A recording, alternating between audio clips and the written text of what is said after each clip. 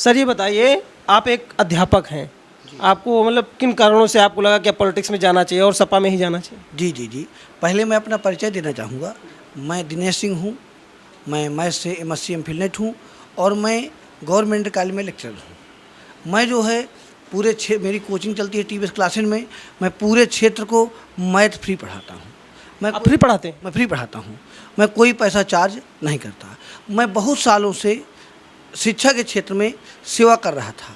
तमाम हमारे क्षेत्र से राजनीतिक आते थे, जीतते थे और जाते थे। मैं देखता क्या था कि जो यहाँ से चुन कर जाते थे, जब वो कम पढ़े लिखे रहते थे तो उन्हें जानकारी ये नहीं होती थी कि हमारे अधिकार क्या हैं और हमारे कर्तव्य क्या।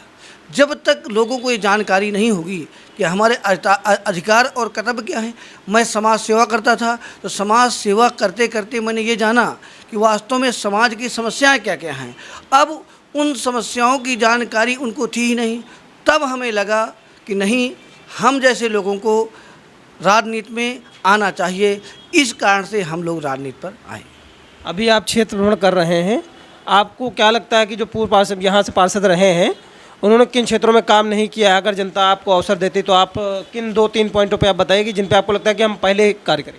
मैं देखता हूँ कि कोई ऐसा मोहल्ला नहीं है जिस पर नालियाँ बजबजाती ना हो। कोई ऐसा मोहल्ला नहीं है जहाँ पर जो है झाड़ू लगातार झाड़ू लगती रही हो। महीनों झाड़ू नहीं लगती थी, नालियाँ टूटी पड़ी हैं। तो हमें तो विकास यहाँ पर कहीं दिखाई ही नहीं देता। जिस पार्टी का पार्षद हो, विधायक हो, MLC हो, सांसद हो, मुख्यमंत्री हो, प्रधानमंत्री हो, राज्यपाल हो, राष्ट्रपति हो, सारे हों और उसके बाद भी विकास कार्य ना दिखे तो आप समझिए कि जो है कोई विकास कार्य नहीं हुआ है। मूल कारण क्या लगता है? जैसे आपने बताया कि आप शिक्षक हैं, आपने अधिकार और कर्तव्यों की बात की, क्या जो व्यक्ति था उसको इन सब बातों का बोध नहीं रहा होगा? मैं किसी व्यक्ति पर व्यक्तिगत आरोप नहीं लगाना चाहता हूँ। ये ठीक बात नहीं। मैं ऐसी राजनीति, हम समाजवादी हैं।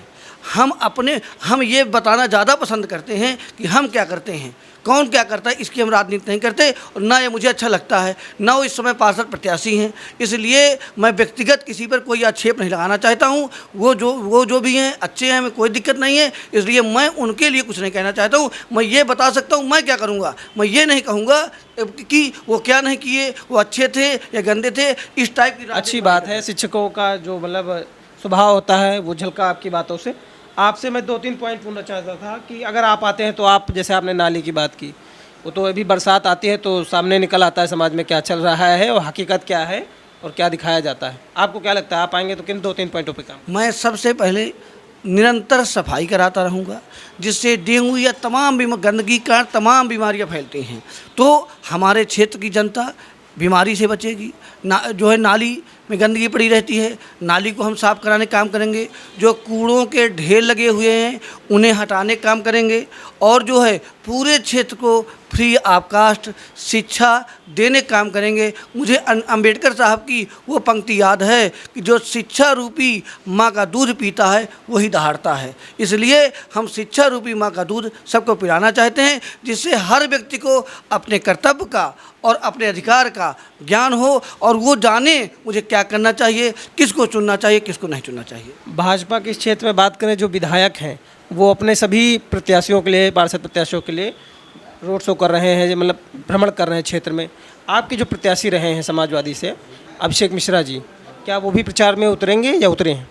देखिए, हमारे जो समाजवादी पार्टी के प्रत्याशी थे वो और हमारे सारे नेता तन से मन से सब लगे हुए हैं। एक एक बूथ पर काम कर रहे हैं, एक एक पन्ने पर लोगों को लगा दिया है। हमारी पार्टी पूरी सक्रिय है और हमारे पार्टी के सारे पार्षद जीतेंगे और हम मेयर भी जीतेंगे। मेयर आप किस बार जीतेंगे? अभी तो पिछला रिकॉर्ड देखे तो कई बार से तो भाजपा ही काबिज है। रिकॉर्ड सिर्फ तोड़ने के लिए बनते थे। मैं जानना चाहता हूं, जब सिर्फ कांग्रेस रहा करती थी तो कोई जानता था कि समाजवादी आएगी। जब कांग्रेस रहती थी तो कोई जानता था आम आदमी आएगी। आम आदमी कौन जानता था? कोई नहीं जानता था। इसलिए रिकॉर्ड जितने बने हैं और जिसके बने हैं, चाहे वो राजनीति का क्षेत्र हो या खेल का क्षेत्र, चाहे शिक्षा का क्षेत्र, सिर्फ उसके लिए। अच्छा बताइए, मैं तो शिक्षक हूँ, मैं जानना चाहता हूँ, हमेशा विज्ञान में उस विषय की खोज होती है जो कभी नहीं होती। इसलिए आप ये जान लीजिए कि हम शिक्षक हैं, हम राजनीति का नया पैमाना स्थापित करेंगे, ये हम आपसे वचन देते हैं। वार्ड नंबर 30 में आप किसे अपना चिर प्रतिद्वंदी देख रहे हैं? देखिए, हम अपना प्रतिद्वंदी किसी को मानते ही नहीं हैं, क्यों किसी भी कैंडिडेट ने इससे पहले कोई काम ही नहीं किया। जब कोरोना आया मैं घर घर जाया, पूरे क्षेत्र में गया, मैंने छिड़काव कराया। जब डेंगू वाला चला मैंने क्षेत्र में छिड़काव कराया। जब मैं देखा तमाम लोग भूखे थे, तमाम लोग दिक्कतीने में, कितने लोगों को अनाज गेहूँ आटा जो मुझसे होता रहा कोरोना में मैंने दिया, और पूरे क्षेत्र को मैं कई सालों से शिक्षा फ्री दे रहा हूँ। इसलिए जब मैं पहले से दे रहा हूँ और आगे भी देता रहूँगा। और मैंने शिक्षा देते वक्त ये नहीं पूछा आप किस जात के हैं, मैंने नहीं पूछा किस धर्म के हैं, मैं नहीं पूछा कि आप मुझे वोट देंगे कि नहीं देंगे, मैं कभी नहीं पूछा। इसलिए हमारा मुकाबला किसी से नहीं है और हमारे मुकाबले में कोई नहीं है।